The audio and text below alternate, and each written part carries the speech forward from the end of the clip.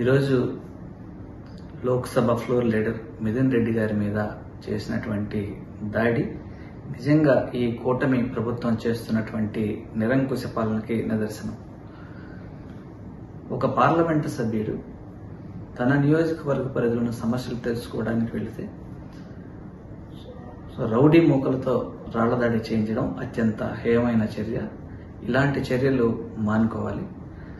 అలాగే మొన్న జరిగినటువంటి పెద్దలు విజయసాయిరెడ్డి గారి మీద మొన్నటి నుంచి జరుగుతున్నటువంటి మీడియాలో దాడి కానీ, అలాగే వినుకొండలో జరిగినటువంటి హత్య, వైఎస్ఆర్ కాంగ్రెస్ పార్టీ కార్యకర్తని చంపడం కానీ, ఇవన్నీ చూస్తుంటే భయకంపితులను చేసే విధంగా ప్రజల్ని వైఎస్ఆర్ కాంగ్రెస్ పార్టీ నాయకుల మీద వరుసగా దాడుల్ని ఆపకపోతే ప్రజలన్నీ అందరూ గమనిస్తున్నారు.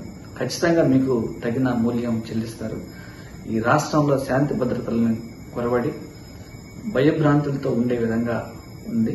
సో ఖచ్చితంగా ఇలాంటి చర్యల్ని ఆపాలని హెచ్చరిస్తాను వైఎస్ఆర్ కాంగ్రెస్ పార్టీ తరఫు నుంచి.